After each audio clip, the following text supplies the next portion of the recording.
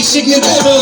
मतलब दुनिया मुनाफिक लोग मतलब दुनिया मुनाफिक लोग